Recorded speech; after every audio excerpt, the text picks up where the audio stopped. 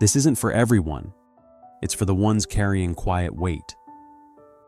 There comes a point in life where the question is no longer how much more you can get, but how much is truly enough.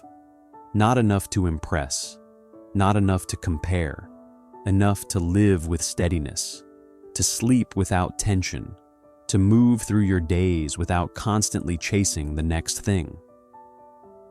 This question does not usually appear when life is easy. It appears after effort, after pressure, after seasons of striving, uncertainty, and survival. It appears quietly, often when you realize that wanting more has stopped feeling like ambition and started feeling like weight. The discipline of enough is not about lowering standards or giving up on growth.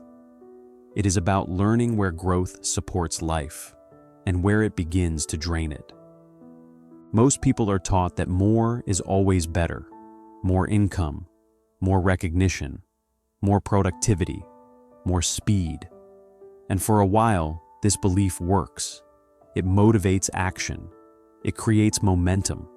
It helps people escape scarcity. But if never examined, it becomes endless. And endless pursuit eventually turns into exhaustion. Enough is not a number.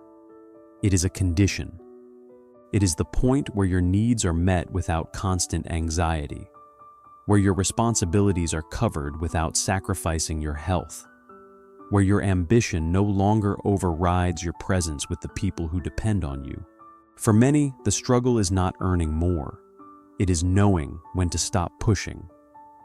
The discipline of enough requires honesty. It asks you to examine why you want more. Is it for safety or for validation? Is it for freedom or for comparison? Is it for growth or for distraction from unresolved pressure? This is difficult because ambition often disguises fear. Fear of falling behind, fear of being judged, fear of not being seen as capable or successful enough. These fears are understandable, especially for those who have carried responsibility early or who have experienced instability. But when fear drives ambition, enough is never enough. There is always another benchmark, another milestone, another reason to keep pushing, even when the cost is rising. The discipline of enough begins when you decide that peace is not optional, that rest is not a reward you earn someday, that stability is not something you postpone indefinitely for future success. This does not mean abandoning goals. It means choosing goals that serve life instead of consuming it. For parents, providers, and quiet leaders, this discipline matters deeply because your energy is not infinite, your attention is not replaceable, your presence is not something you can recover later. You may be able to earn more money. You cannot earn back missed years, missed moments, missed calm. Enough is when your systems work without constant intervention, when your finances support your life instead of dominating your thoughts, when your schedule allows room to breathe. It is the point where growth becomes sustainable rather than urgent. The world often celebrates intensity, hustle, relentless drive. But intensity is not the same as strength. Intensity spikes and crashes. Strength endures. The discipline of enough favors endurance over acceleration. This is why people who never define enough often feel trapped by their own success. What began as opportunity turns into obligation. What once felt exciting becomes heavy. They are busy, but not present. Accomplished, but not settled. Enough draws a boundary around what truly matters. It says, "This is sufficient for now. This supports my responsibilities. This preserves my health. This allows me to show up fully." It takes courage to stop chasing when the world expects you to keep going. It takes clarity to recognize that more is available, but not necessary. Enough does not mean stagnation. It means alignment. Aligned growth feels different. It is quieter, slower, more intentional. It prioritizes stability over spectacle, longevity over speed. When you operate from enough, decisions become simpler. You are less reactive, less pressured by trends, less swayed by comparison. You stop asking, "What else can I add?" and start asking, "What can I simplify?" This shift reduces stress. It creates margin. It allows you to respond thoughtfully instead of constantly reacting. Enough also protects relationships. When ambition is unchecked, it consumes time and attention that should belong to family, to rest, to reflection. When enough is defined, presence returns. Children do not benefit from constant striving if it removes availability. Partners do not need endless progress if it comes with absence. What they need is steadiness. Enough allows you to provide without disappearing. This discipline also reshapes identity. You stop defining yourself by output alone. You stop measuring worth by productivity. You recognize value in consistency, reliability, and calm leadership. These qualities are often invisible, but they are foundational. In financial terms, enough creates resilience. It encourages buffers instead of overextension. It favors systems over shortcuts.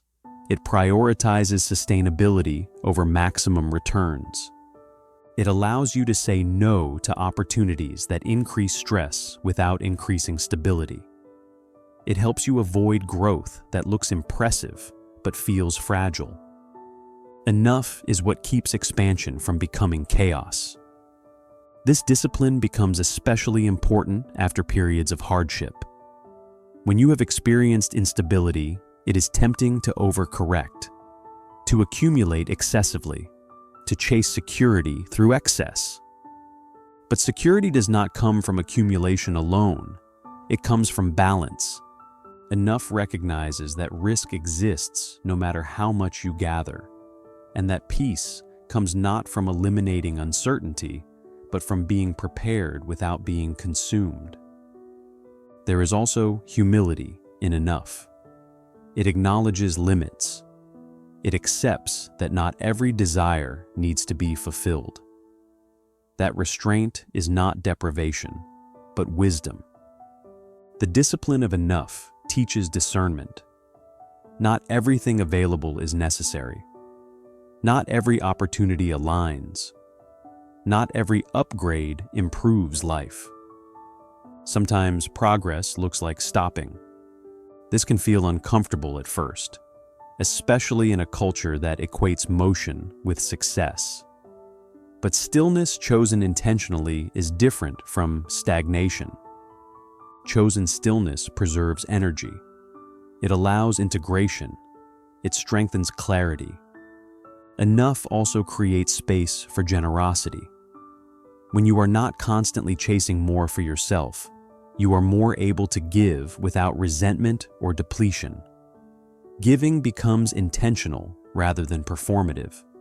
This aligns with quiet leadership, the kind that does not seek attention but quietly supports others. The discipline of enough is deeply personal. What is enough for one person may feel limiting to another.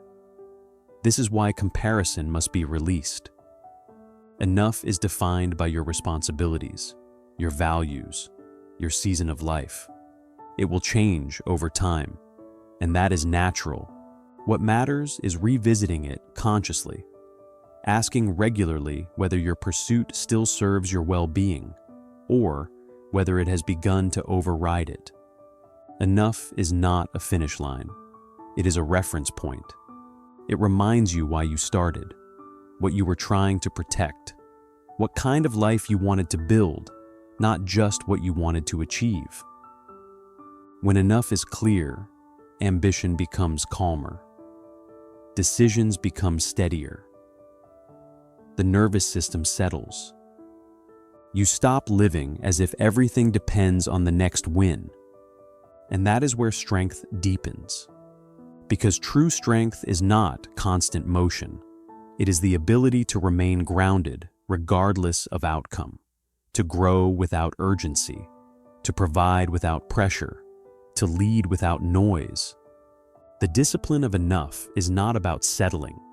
It is about choosing sustainability over excess. It allows you to build a life that does not collapse under its own weight. And in a world that constantly asks for more, choosing enough becomes an act of quiet power. If you're listening to this and you've felt this pressure too, you aren't alone. Mention it in the comments. Sometimes just naming the feeling is the first step to peace.